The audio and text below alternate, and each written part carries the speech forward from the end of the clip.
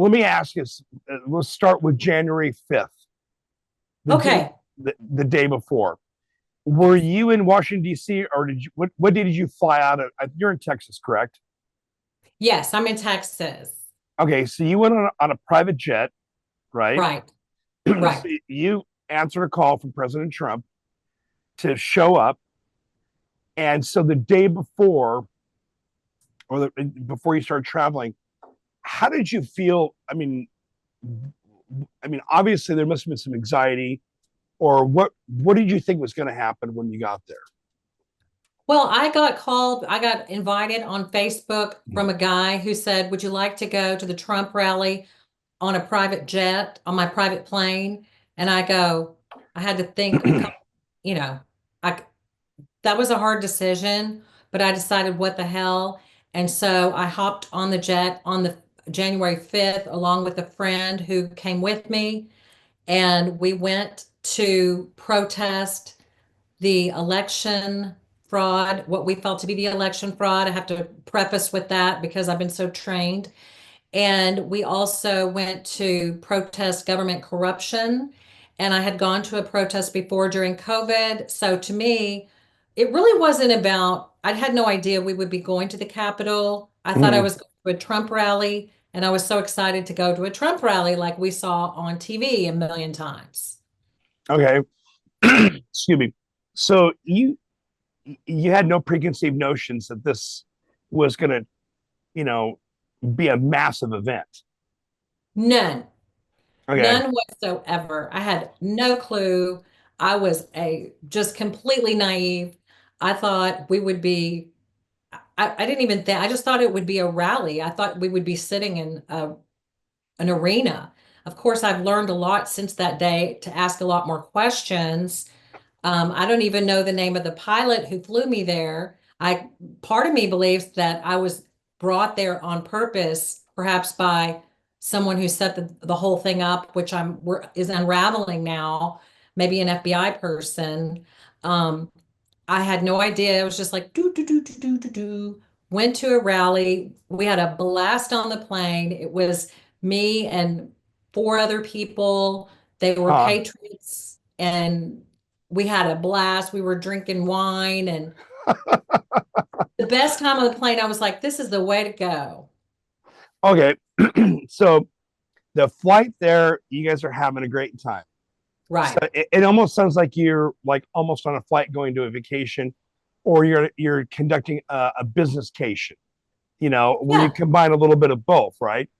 So Right. you get there. You were there January 5th, or did you land on the 6th?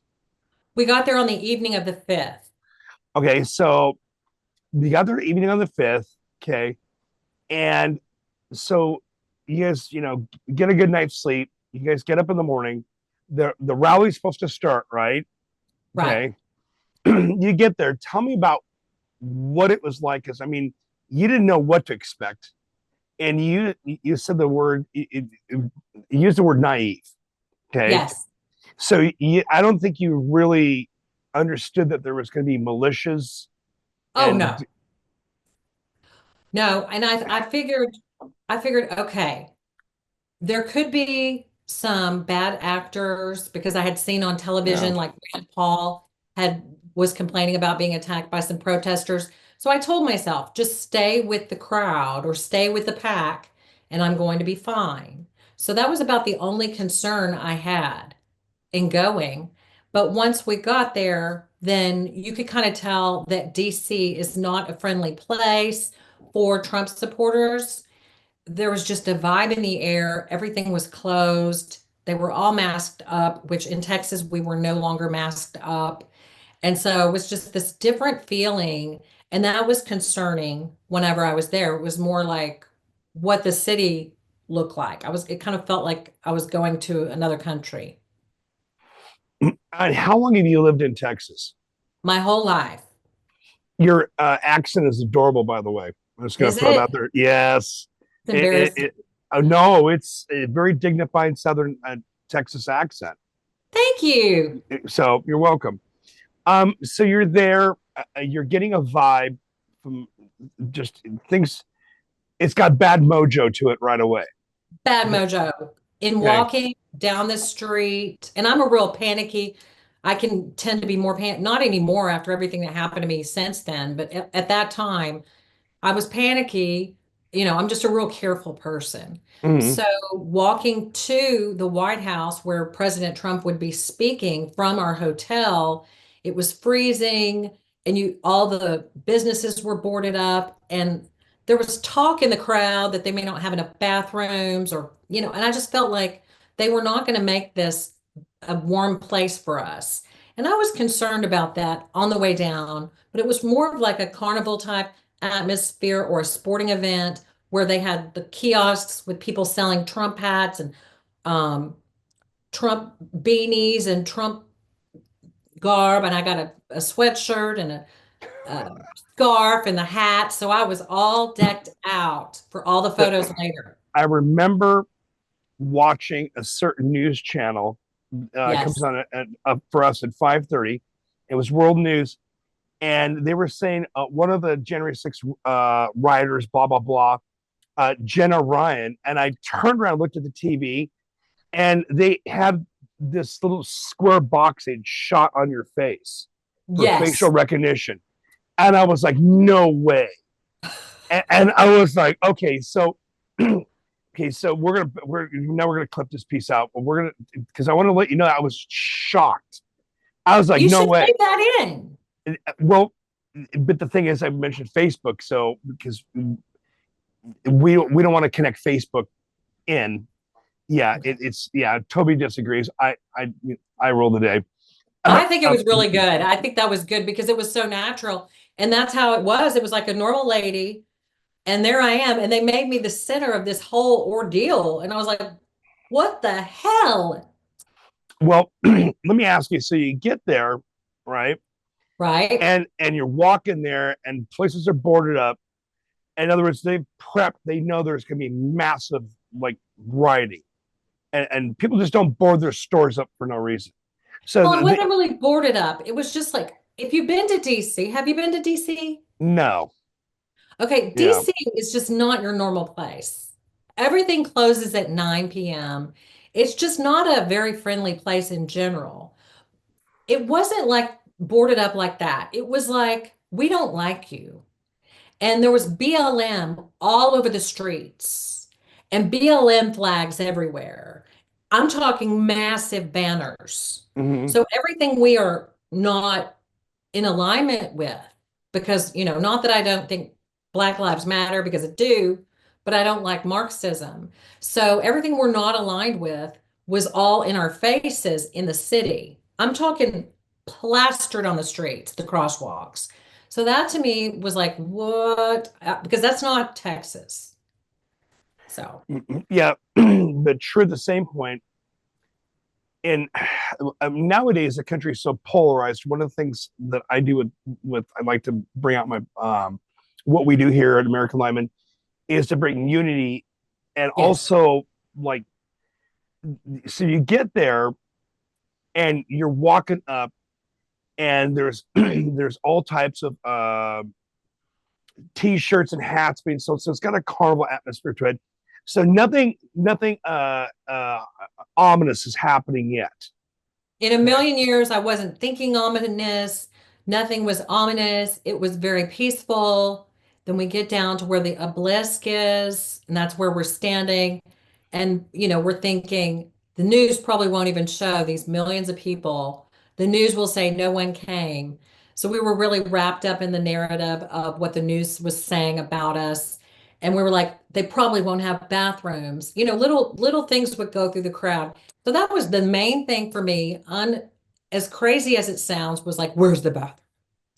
And that's so Yeah. silly, but I'm so afraid that millions of people, that's like it was one of my worst fears of life is not being able to have a place to go.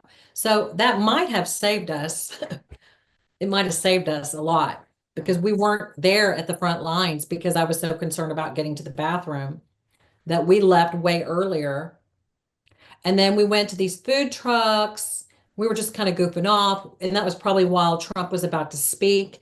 And Uh, the infamous Ray Epps, walks up to us and said, hey, everybody's going to go to the Capitol after this. we just kind of looked at him like, hmm. We'd already walked around the Capitol because we were taking pictures like while the rally was going on, we were bored and I was streaming everything. And I was thinking, and I was talking to myself, I was like, this is war. Not talking to myself, but I was talking to my 200 people that were watching me. I was like, this is war. But I didn't mean literally like right now, this is war. I just meant political rhetoric type of thing. This Mhm. is war, like they can't do this. They can't take our election. But our purpose for being down there, we knew we couldn't stop what was going on. And so, and it was noted that the guy who got us down there, who chartered the plane, supposedly, wrote, no matter what happens, we're going to have a great time, which meant no matter what the results of the election are, we're still going to have a good time.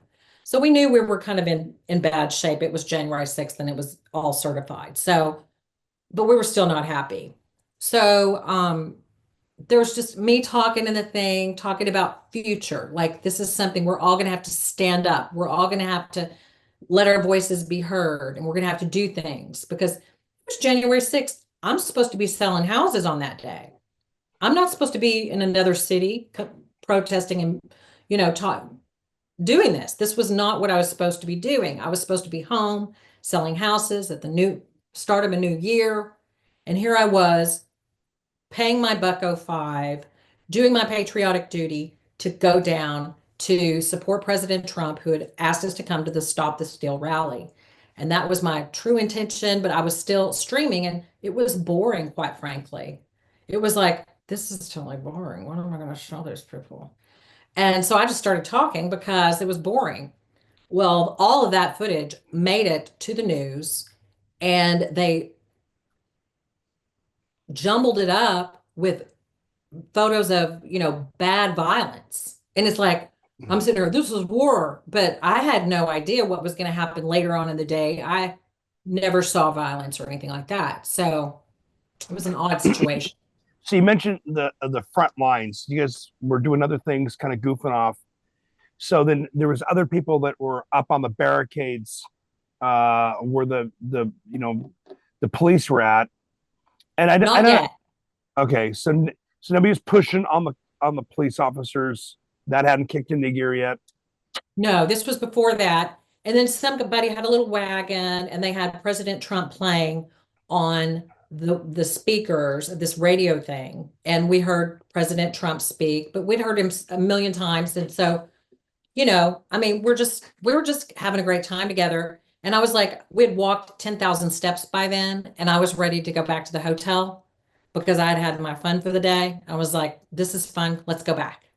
And so I paid for a rickshaw to take us. So we all hopped, a rickshaw drove by, thank God. And we jumped in it. And my friend, who was supposed to be my bodyguard for the event, the guy I brought with me to take care of me, he couldn't fit in it. So he goes, I'm just going to stay here. He's like, I'm not ready to go back. And so we were like, okay, bye. So we go back to the hotel and we're all getting along splendidly. We go back to the hotel and we sit down and we watch on television. We have, sandwiches and a little wine Mm-hmm. or wine. No, that's the first time I drank that day. And so then we're like watching the election occur. And it was like, oh, I'm sorry, the certification. And we were mad. We were looking at the TV and I was just fit to be tied. I was like, I had my day. I'm good now. This was great. Let's go. We're at the hotel. And then my friend, one of the girls, I wouldn't call her a friend anymore, but one of the girls that I was with that was also invited, she saw on the television, she goes, they're going in there. And I'm like, what? And I look at the TV and you could see people walking through the red ropes. I had no desire to be a part of this. But she's like, let's go down there. And I'm like, no, let's not. And then the guy's like, come on, come on. So I was peer pressured into going down. But once I got going, I thought, well, this is great content, for my little audience, which if you have ever seen me online before, I had a little bitty audience. And so I was like, okay, And I go in the mirror and I say, we're going to go storm the Capitol. And you don't even have to be skinny because I had several sweatshirts on because it was so freezing. And I was just trying to be, funny and goofy. I had no idea that anything was going on whatsoever. And we go down there. But so at that time, while we were in the hotel, they had, it must have been 12, whatever, they had gone through the barriers. But remember, the things that no one shows on the news is that the doors open from the inside. The police officers were guiding people through the Capitol. And also there were people that were instigators in the crowd that we are questioning, like who the hell, why was Ray Epps here? What was this? Who is this? Where are they connected? Because it really, if you look back at it, you can tell that these people, we weren't like a violent bunch.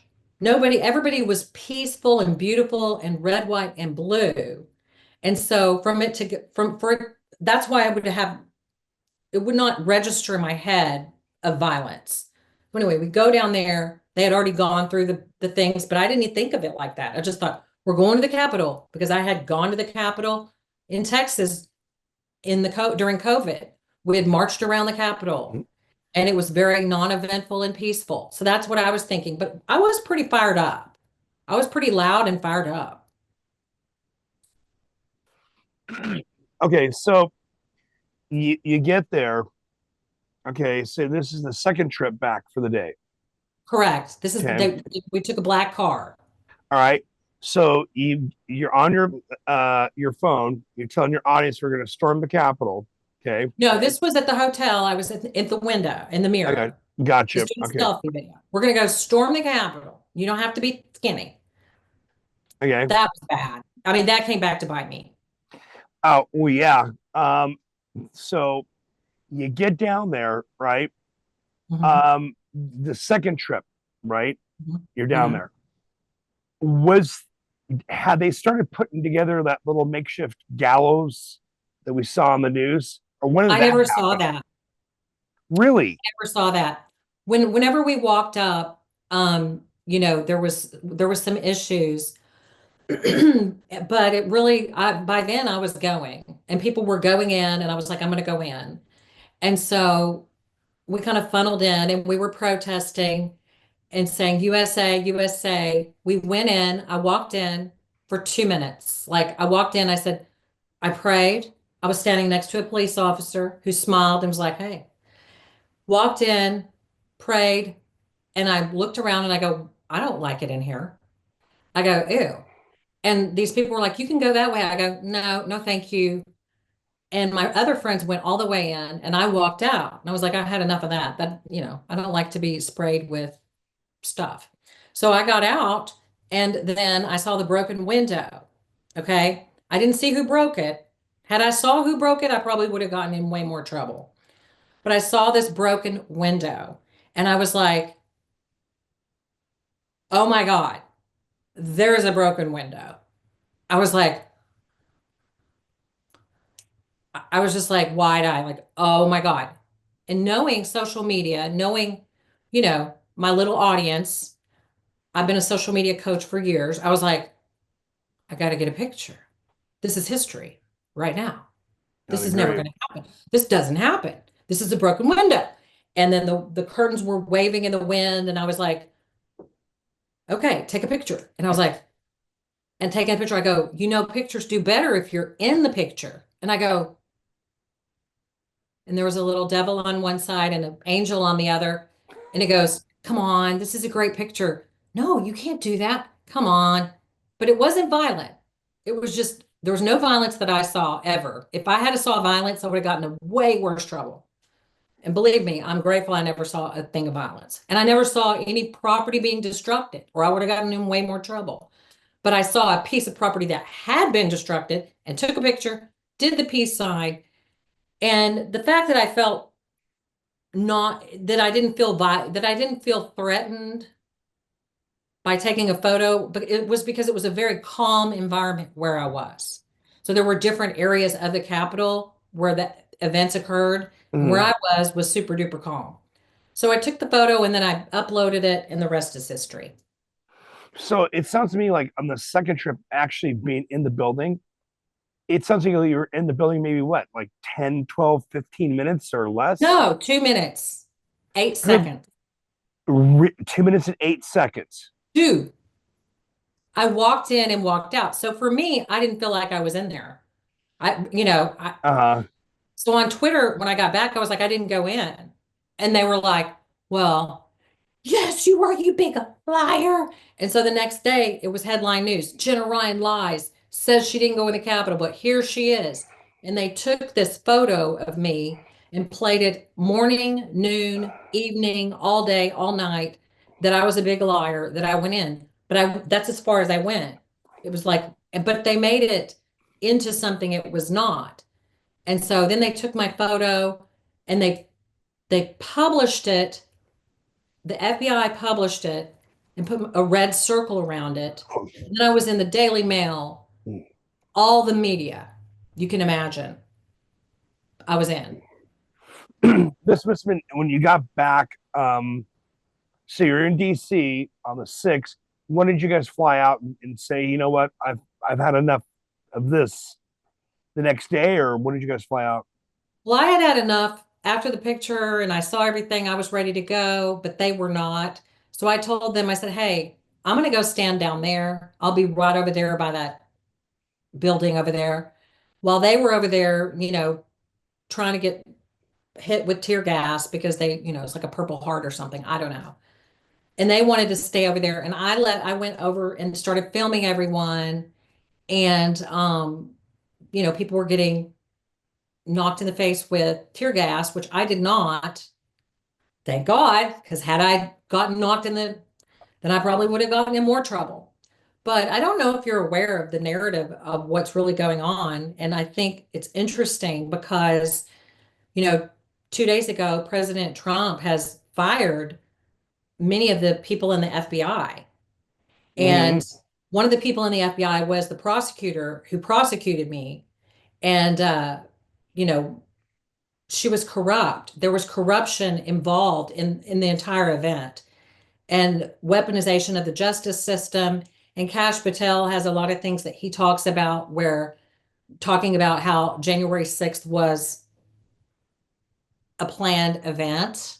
I don't really know how much I can say yet, but I think all of that's going to unfold. So while I was there on January 6th, I felt in my heart, somewhere, because you're thinking all these thoughts, that this was set up. Somebody wants us to be here. So it felt like a setup. It felt like a movie set on several occasions while I was there. So finally, we walk back 10,000 steps at the end. I finally get them to come with us. I mean, come on, let's go. And then we go back to the hotel and crash and wake up in the morning and fly home. And on the way home, on the plane, or right when we were boarding the plane, my phone started blowing up. And by that, I mean every second, bam, bam, just people from all over, you can imagine, everywhere were calling me, including media. And I was like, this is so and so news. And I go, I don't want to talk to the news. And my friend Brian was like, I'll talk to him. And I was like, go ahead. I was like, y'all can talk to Brian. I didn't want, I mean, I was pretty much, it took a lot out of you, that whole event. One thing that struck me on social media, you talked about you were apprehensive to go back there to see Trump's inauguration, right? Oh, Have yeah. him sworn in. Yeah. It, it sounds to me like you're traumatized from this, and you said you got in a lot of trouble.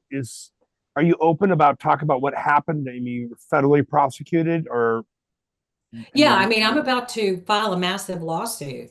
I'm about to get justice for how I was treated because I was charged with violent entry into a Capitol and just all sorts of weird charges. They stacked the charges on me. They came and arrested me. They raided my house on the news. They took my phone, my computer, my MAGA hat. It was very much a show trial, and it was very much a signal to the world.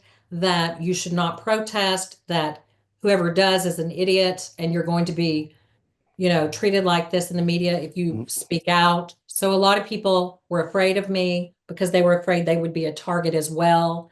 I was just a major target for the media, for the deep state.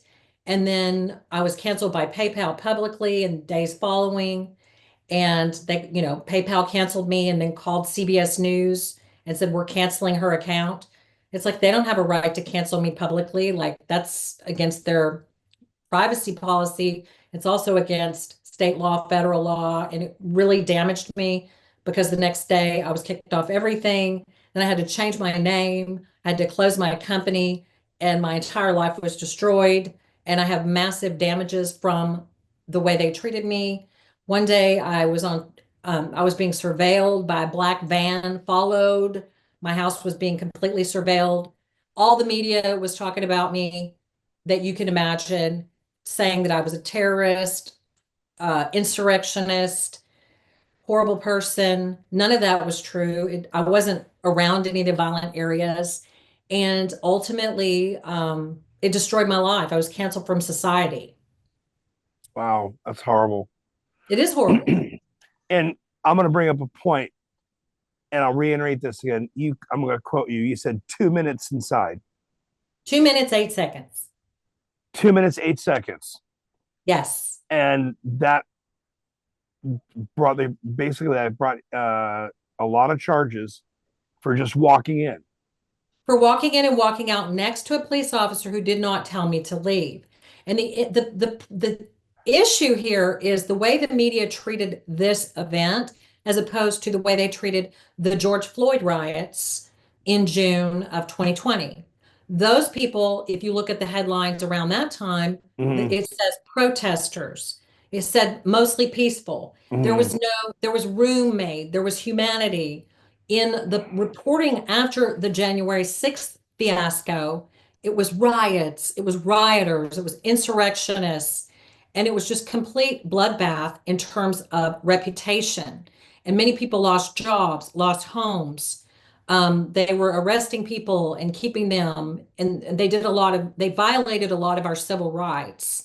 So today, 4 years later, we're finally finding out a lot of the truth about what happened, and there's a lot left to be uncovered. But one of the big problems is the two-tiered system of justice. They treated us differently, which means they violated our constitutional right for equal protection under the law, and they treated us differently than other protesters. They treated us more harshly. Anyway, so one day I went with my friend to go meet my friend for drinks. Mm-hmm. And there was that black van outside watching me. They had actually had the city come in and remove trees so that they could get a direct glance at my front door. This is a misdemeanor charge. This is not a felony. This is a misdemeanor trespassing charge.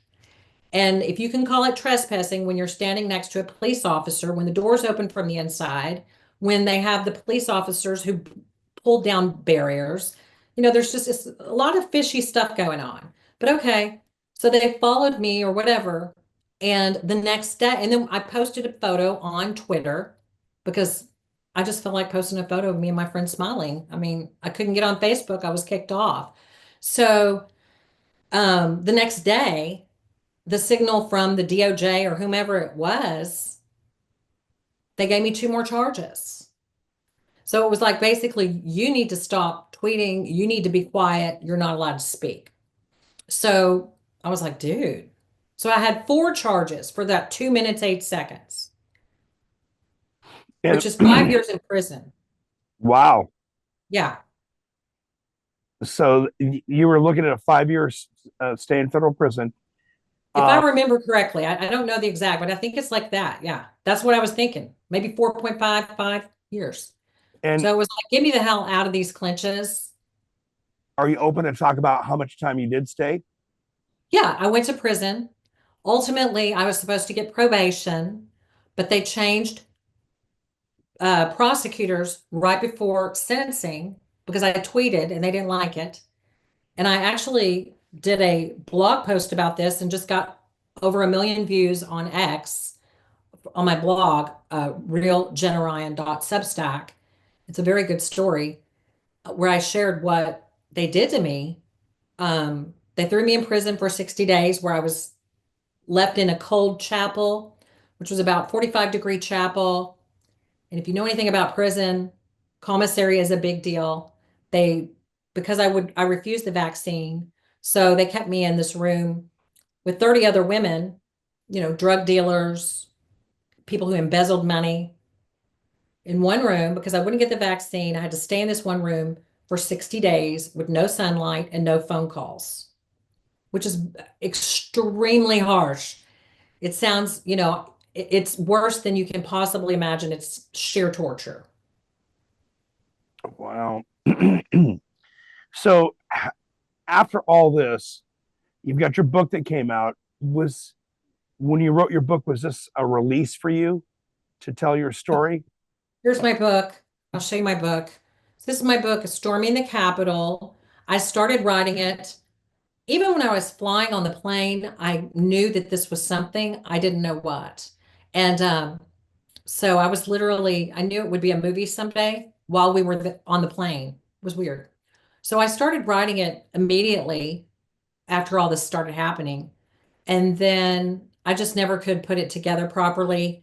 And then I received word that President Trump was going to be pardoning all of the nonviolent January 6th defendants on day one, the day he was inaugurated.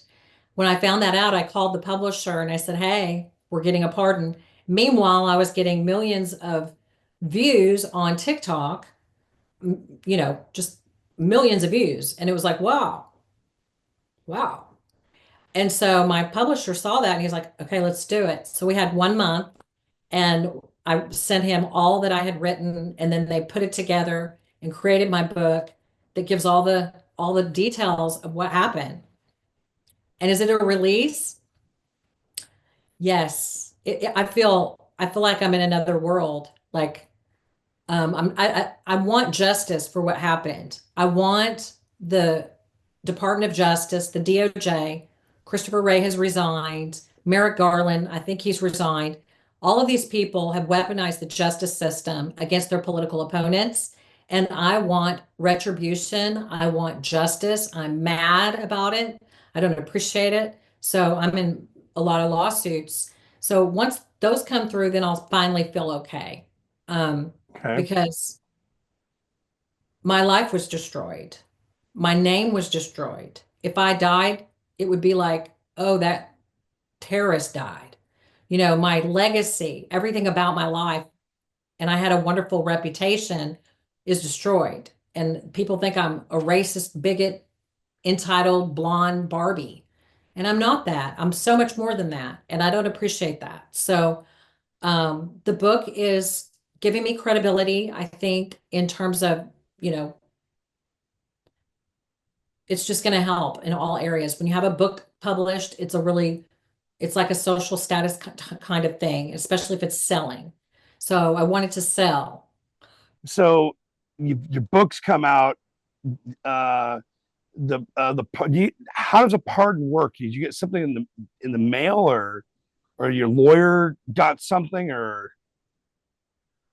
We had to send in an email to the pardon office, and the pardon office immediately sent us the certificate of pardon. Which is very meaningful and cathartic for me. President Trump did not sign it, which I thought was interesting.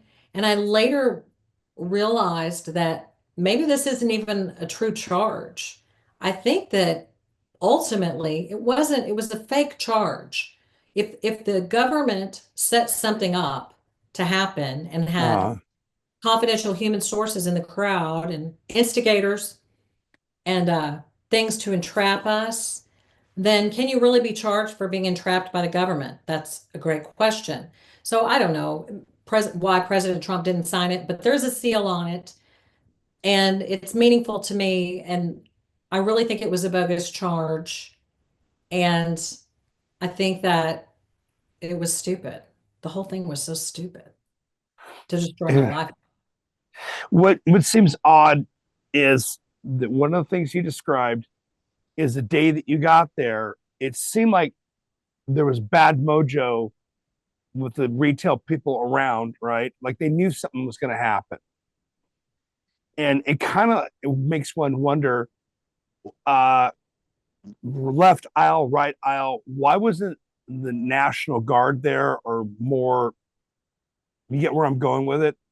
Well, absolutely. And Kash Patel discusses that President Trump had ordered Mm. 10,000 National Guard, and Nancy Pelosi denied the security. And even like President Trump later said that 500 people would have helped. It was meant to happen. They wanted it to happen. They had instigators. This has been done in history where they take these instigators and they cause a ruckus to make the people who are protesting look bad. That's what I believe happened to us. And I believe history will tell the tale that our own government caused this to happen in order to steal the election. If you have to cut that out in order to fit on various platforms, you might want to do that. But in order to make us look bad. Okay. All right. So life is for you now, as life settled back down and it started to return back to normal after 4 years. No, I'll never be normal again. You can't go back to normal after you become world infamous from something like that. And you're on all the media and all the news, and everybody knows you before they even meet you, and everybody has preconceived notions about you.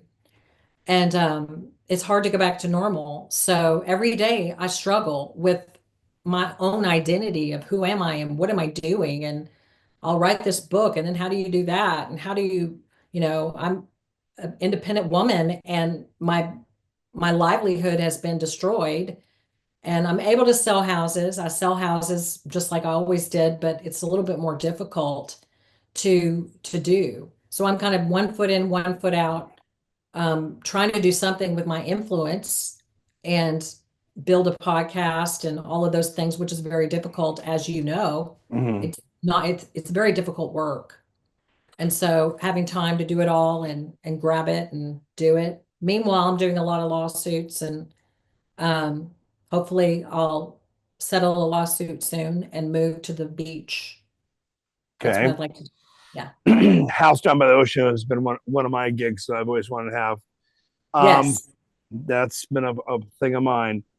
Yes. We're This incident happened. You were there filming history. Where do we go from here? I Where we mean, where does America go from here? Because you you said the government. The thing is, you have to.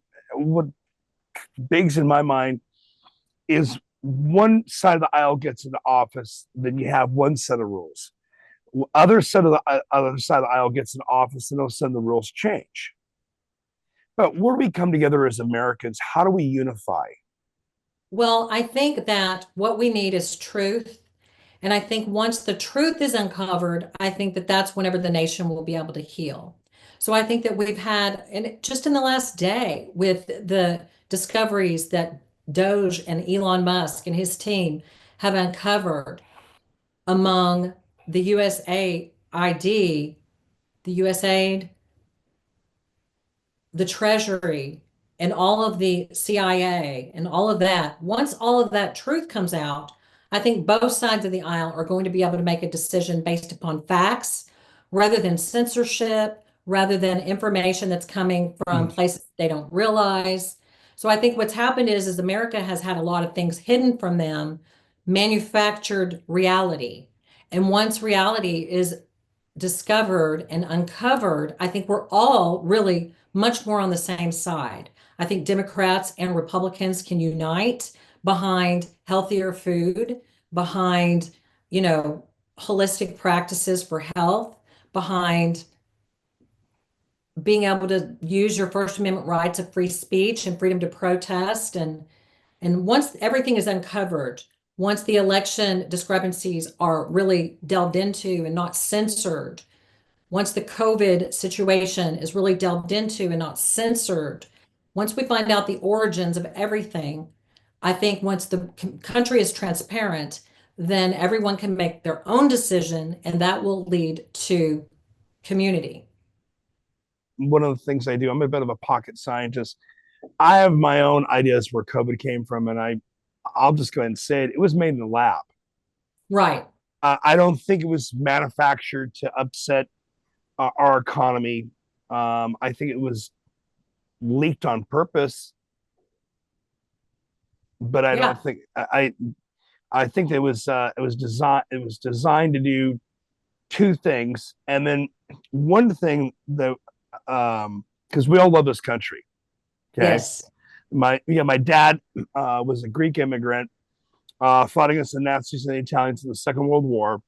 And so I was not raised on football stories at the dinner table. I was raised on, like, like this is what we did on our this time in the resistance. And my father fought against the communists in the Greek Revolution Wow. after defeating the Nazis and Italians. The Wow. My dad said one day I was fighting with people, and the next day I was killing them. Yeah. And so freedom isn't free.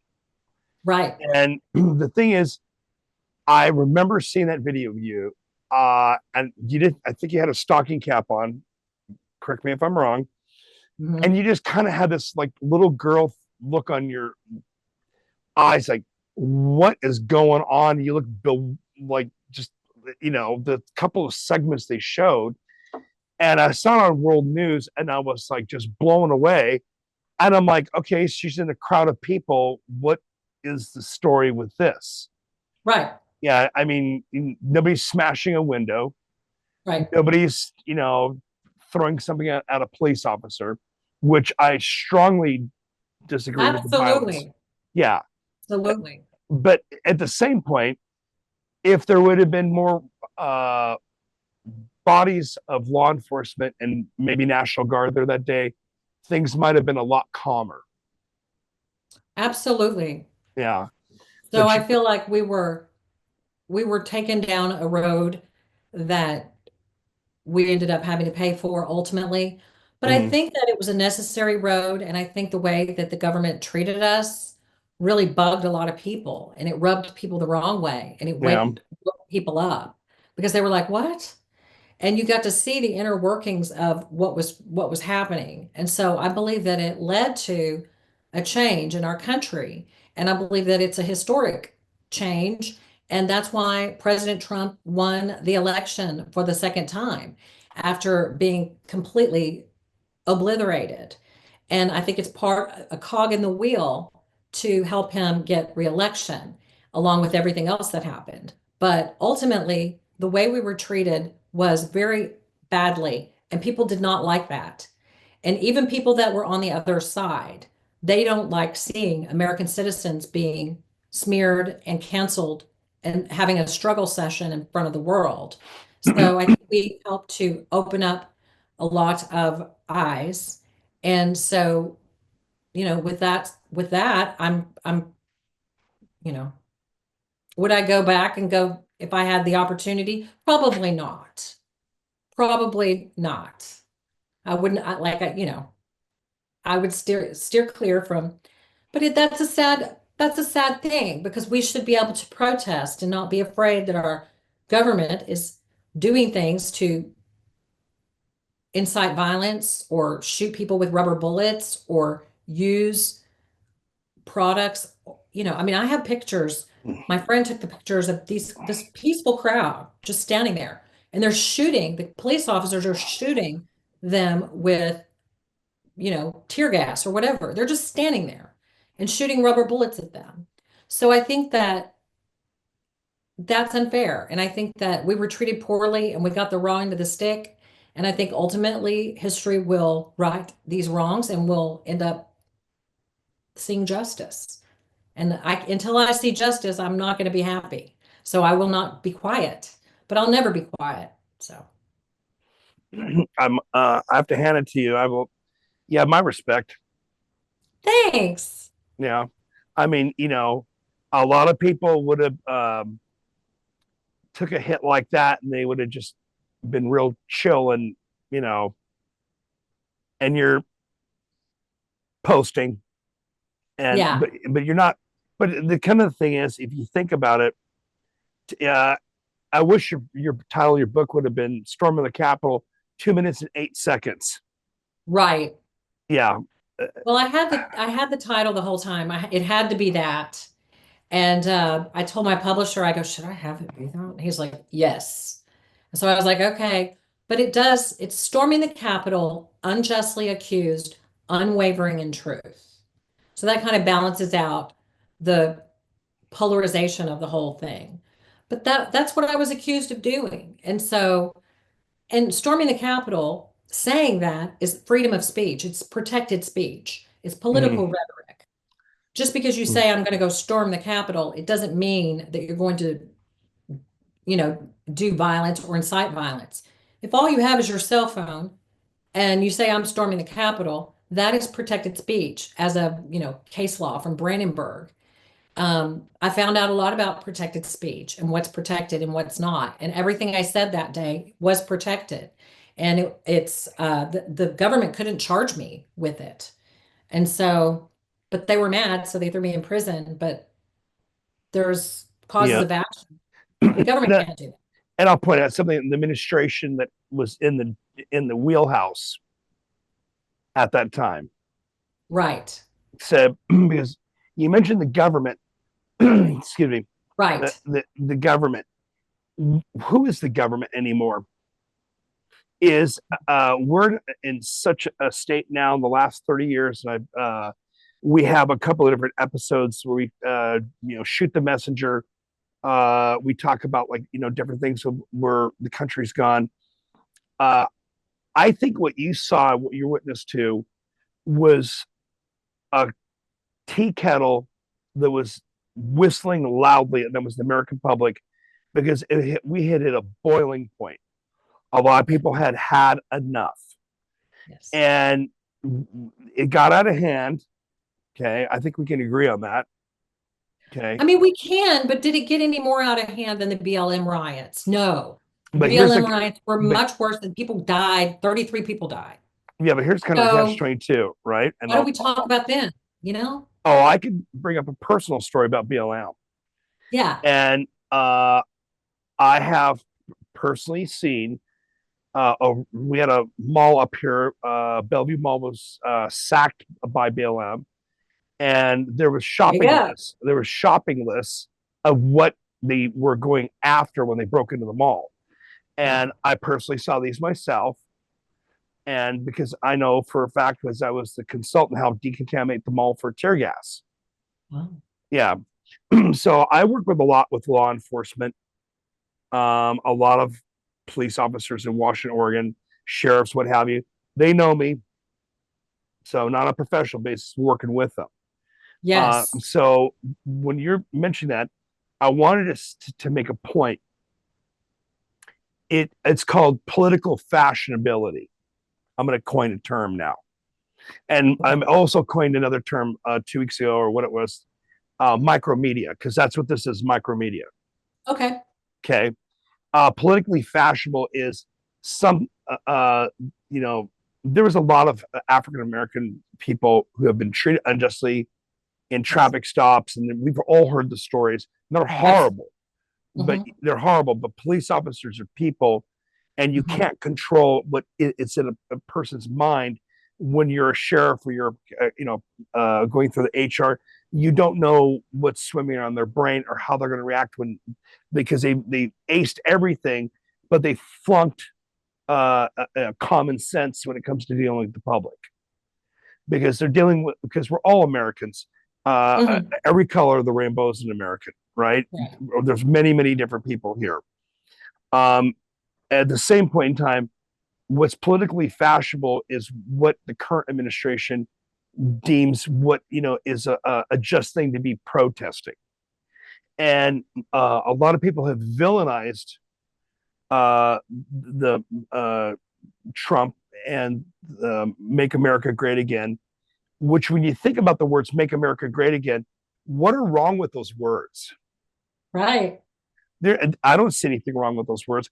But the thing is, when you villainize somebody, use the media and you're constantly like painting them as a villain, then all of a sudden you start shooting different segments of shots where you're shooting a party, and you make sure you don't show any people that are like, everybody looks like Barbie and Ken, and it's supposed to be a diversified party, but yet you crop out everybody around that's diversified, because you're trying to it's propaganda. It's painting the scape with the intellectual brush to sway people's minds and the masses towards you.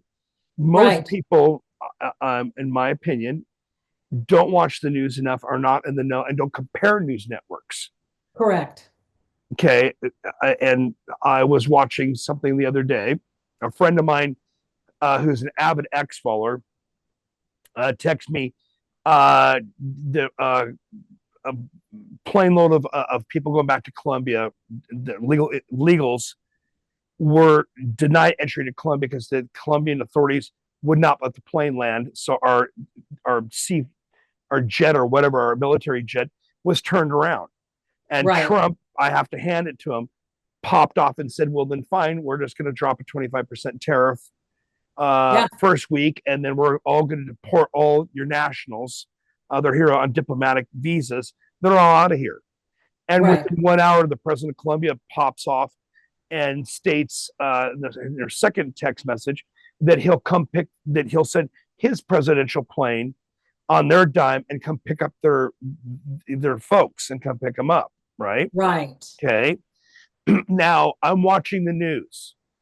And so I'm watching one that, is kind of pretty liberal. They had a big layoff just recently.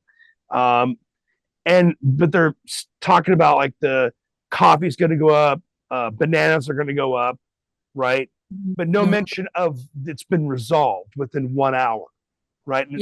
No mention of it. I'm watching, okay, so now, all right, so maybe they can't pivot on a dime. 7 hours later, I'm watching the world news, the one that I saw you on, right? Okay. And guess what they're portraying?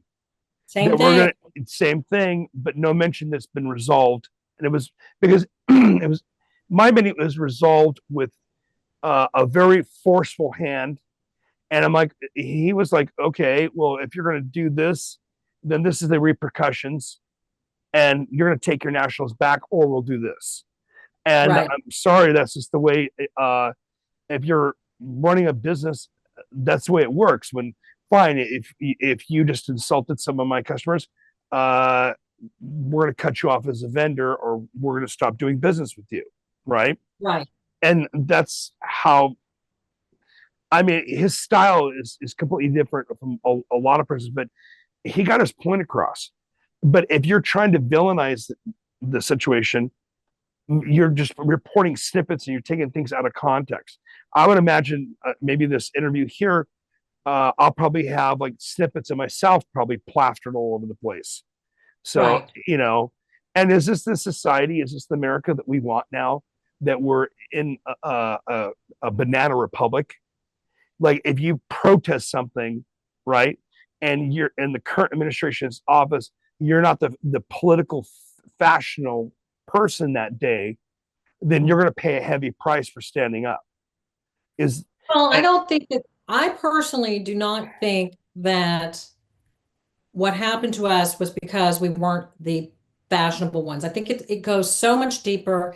And I think it's so great what Doge literally just found out. They just found out through the USAID that our government has been using our money to create propaganda against Rudy Giuliani, or likely Trump. I mean, they didn't say exactly, but I know for a fact, like the Doge committee in Congress, led by Congresswoman Marjorie Taylor Greene, just called in NPR, which is a government-funded news organization, and PBS, both funded by the government, and I have headlines of them calling me a terrorist. They are that is the enemy of the people. President Trump has said a million times, the press, the fake news, they're the enemy of the people. And so what they've recently found out in the past couple of days is that our own government in the Treasury has been paying for this anti-American propaganda. So the news organizations that are reporting things that are untrue or that are fake are being paid to do so. And I believe that this is something very cutting edge and it's not quite out yet, but I can feel the beat of the drum. When you've been arrested and had all these things happen to you, you really wake up pretty fast that you have your name plastered all over for a 2 minute little ordeal. And, Eight they basically seconds. Don't forget the 8 seconds. 8 seconds, 2 minutes, 8 seconds. Yeah. 2 minutes, You're eight plastered seconds. everywhere and you become public enemy number one. You wake up really quickly. I was in thousands of articles where it was obvious they were running some kind of game.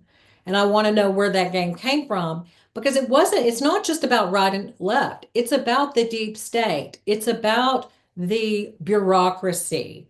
It's about the non-elected people, the CIA, that have overtaken our government and overtaken everything. And now with President Trump, with Doge, with all everybody, the people are pissed. And we're like, no, this is not going to happen. And so basically our country has been run by people that were not elected. And Trump ran on Make America Great Again, drain the swamp. He's draining the swamp, even as we speak. Right while we're speaking, I'm going to go back on X and I'm going to see other swamp things that come up. Janice Yellen, she's resigned. That man, John Rogers, his last name is Rogers. Doge said, we have some questions about these payments in the Treasury. And he said, I'll resign before I answer. Our Treasury has never turned down one payment. Okay. That's because these corrupt people who were not elected have been in powerful places within our government. And so President Trump has recently come in and through the process, they're cutting off all the money sources to this corruption. And so now these people are going out there and they're like, oh, you don't want to take away the USAID AID. That's a great system, but the white hats, so to speak, are like, no, it's not great. So I think that the people have been misled. And I think that it's time for the truth to come out. I would like to see uh I'd like to see people arrested. I'd like to see the real criminals arrested, not the people that walked into Capitol for 2 minutes and 8 seconds being called a terrorist, traitor, all the things I've been called.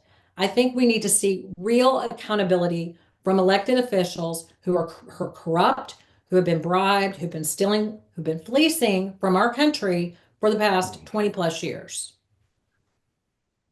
Okay. So, So once we get the bad actors out, okay, where does America go? I mean, we talked about this, just touched on it. Getting the truth out is one thing, but the thing is, mechanically and logistically, how does it happen? Because I mean, it's so polarized. I mean, um, I got I have family members. I mean, I don't. I would say I would tag myself as an independent or a Reagan Republican, type. I don't really, but I've seen so much in the West Coast that is so wrong. We have homeless populations out here that it's off the rails, correct. and nothing's being done about it. At the same point in time, you have to ask yourself one question: why isn't nothing being done about it? Because somebody wants it like that, or a group of people want it like that. I don't think anything when America puts its mind to it, nothing for Americans is impossible. I mean, but for every great empire, every great nation on the planet, the one thing that made them successful, they stopped doing, or the two things or three things, the recipe that made it successful. And I love my country. I want my grandkids. I want something that's there for them. I Yeah, didn't want it so that my father, God rest his soul. I mean, the guy fought against yeah, actual evil. Okay, right. and to come here, and he was so proud to become an American citizen, and then all of a sudden we turn into a banana republic. and it's like a third world country. There's people sleeping on the streets. There's drugs everywhere, and I mean, fentanyl is out of control. I mean, obviously, there's a lot of factions making money off that. I had a dear friend of mine. Her daughter passed away from that. Yeah, it's an American tragedy. Yeah. And but the thing is, if you speak up too much, which you did, people seem to get swatted down with a fly swatter. But the other flip side of the coin is, how much is everybody going to take until they stand up and say, "I'm done with this"? Well, I think, what do they say? There was some saying about, like, in 1776, there's only 3% of the people that stood up. So we've done the standing up. We're done. I mean, that part's over. Say bye-bye, Banana Republic. The Banana Republic is gone. I believe that I believe we're going into the golden era. I believe we're going to experience more wealth than ever. Once they get rid of the complete corruption, the stealing, the thievery of our coffers of our country, and they stop strapping people with income taxes and whatever they're doing. I don't know how they're fixing it, but I know they're doing tariffs and doing all kinds of things to make America great. Once the criminals stop stealing and we hold these people accountable through transparency, I think our country is going to have a fundamental shift and a fundamental change. Will we still have issues? We will always have disagreements. But it's just like in therapy. If you're a person and you're going to therapy because you're having some sort of mental health issue, you go to therapy. What do? The first thing you do is go back to your mother. It's all about mother. And you go and you find out the truth about everything, and you rebalance and realign.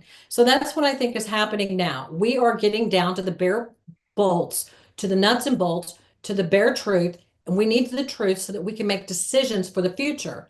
As long as we've got corrupt organizations that are pumping out propaganda, using our own taxpayer dollars to pump out propaganda, going into debt, trillions of dollars, sending propaganda throughout the world to come back to us, that's a fake reality. That's not the reality we live in. And yes, there are people that want to tear our country down, and they want us to not have power in any way, shape, or form. And we've been a doormat.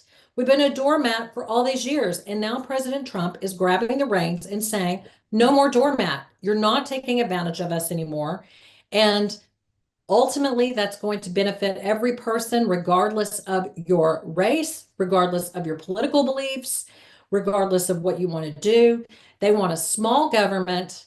They want a lean, mean machine, more libertarian, no surveillance, go in there and stop all the crooked corruption. I have never seen such corruption, and my eyes are opening every day. I'm like, what the heck? What's your spin on this? We had the forest fires in California, right? Right. Okay, and this seems to be a yearly thing nowadays. Okay, Americans burnt to death in their homes. Okay, Terrible. uh, I could see one year, like, oh, we were caught off guard, but I've been watching this happen for years now, Right. and also at the same point in time, the hurricanes, North Carolina, that area affected that area. I watched a young man, and it was just sad. It actually broke my heart. And this young guy's on TV, I believe it was about maybe 24, 25. And he said, yeah, it's been a week and we haven't seen any public official like FEMA or nobody. So Right. we're pouring all this money into the government, right? This big entity we call the government, but yet where's the rapid response crews? And the other thing too, which I agree with President Trump on, America First. I didn't see anybody the news agency reporting like say for example some of our friends across the pond, right? We have multiple friends over there. Nobody's sending us teams of people to help us or money or aid. But whenever we have, I know it sounds kind of off key, but something happens in another country and there's aircraft carriers and we're shoving pallets of food out the plane with parachutes. Why don't we have anything like that here when we run into trouble? And why is it that we don't? We always seem to be unprepared for things, and then it just seems to be like it's our country's bogged down into a sludge of like just corruption. If Correct. you don't have enough money to grease wheels, you can't get nothing done. Blah blah Right. blah. Um, you know, yeah, that's one of the reasons, the big reasons why I put this together, for to get it out there for people to actually take a step back and look at it. Also, at the same point in time, how can we come together as Americans, right or left or whatever, okay, and fix problems? Because sure enough, it's easy to sit there and complain about stuff, Right. but and when you take action in your own hands and get things done, which I mean, I've labored my whole life. Um, nothing comes for free, and Right. freedom isn't free, and democracy is a beautiful thing, but like in the famous words of Ronald Reagan, it's one generation from phasing out. Right. I mean, where we're going today as a society. I mean, the January 6th thing that was villainized pretty hardcore. Right. They're showing pictures of like tear gas being shot at, and people smacking police officers and throwing things and got police officers getting crushed in a doorway. Okay, but at the same point in time, um, they didn't. There's other footage from that day, and I'm Right. pretty sure that there's like a lot of footage. But the thing is, I go back to if they knew that there was a sense in the air that something might happen, Mhm. right? Right or left or whatever, why would you not have adequate forces to keep the peace there that day? Because there's an old famous saying, if you leave enough rope on the ground, they'll hang themselves. Mhm. And I think we might be on the same page on that statement. Absolutely. And there's a lot of questions from the day that I believe that will unfold. But really the question is, what about the Epstein files? Oh Okay. God, don't get me started on that. We'll be Well, here for another hour. I'm not, I'm just trying to say, we're really going to blow up J6. Why don't we blow up Epstein? Why don't Oh, we blow up the Podesta? Why don't we blow up the Diddy? And I'm not talking about we, I'm talking about the powers that be or whomever. yeah, Distraction. So instead of actually going after true criminals, true child trafficking, true people that have done things wrong, they're coming after a realtor from Dallas, Texas, who just went to protest because she felt that the election was off.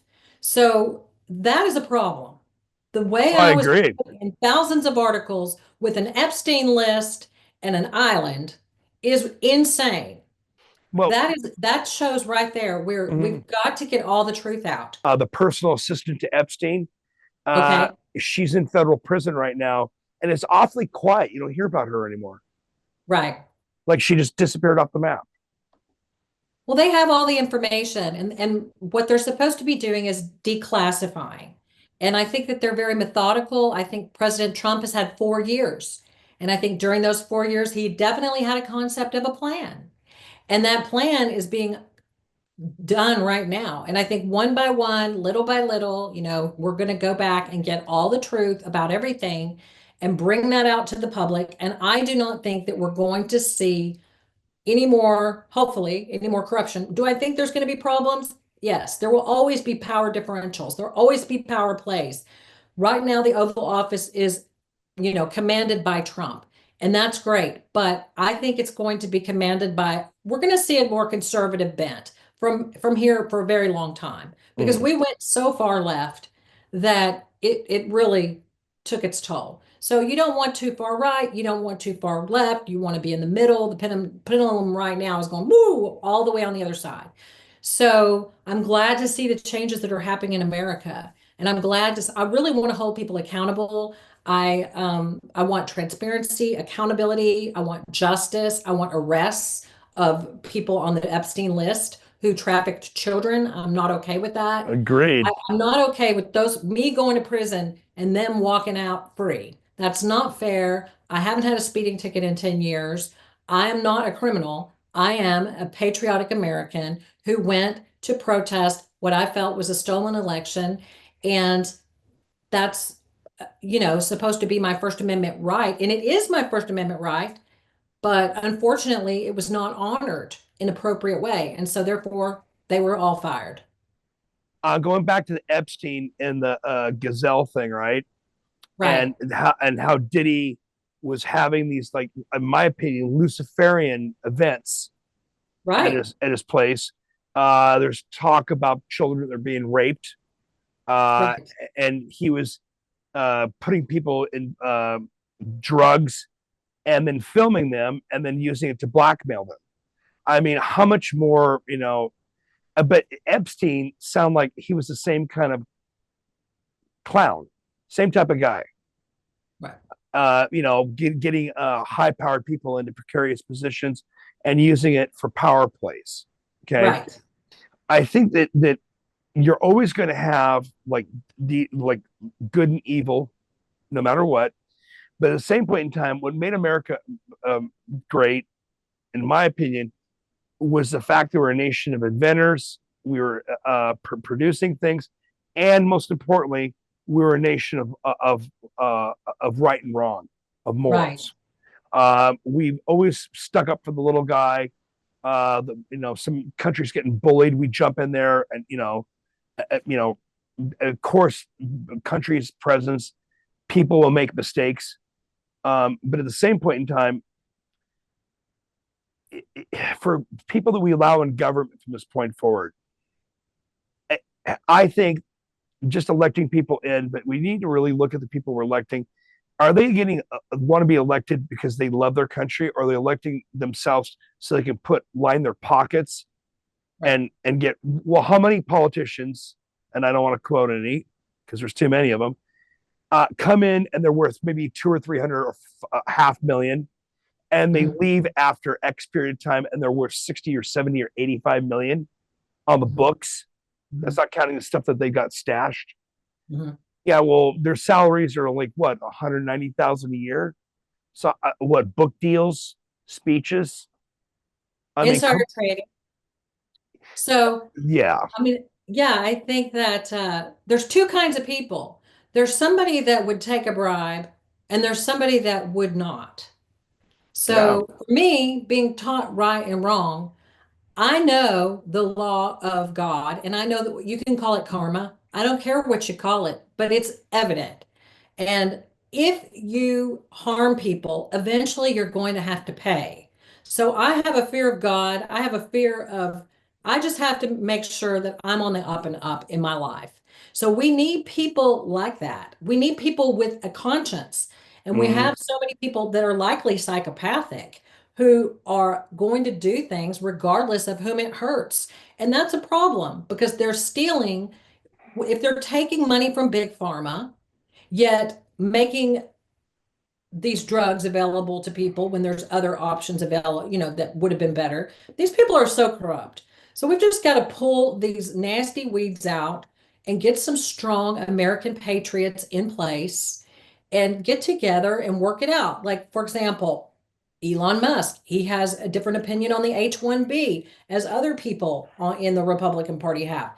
Different people have different ideas and different views, but you can hammer it out and you can talk it out.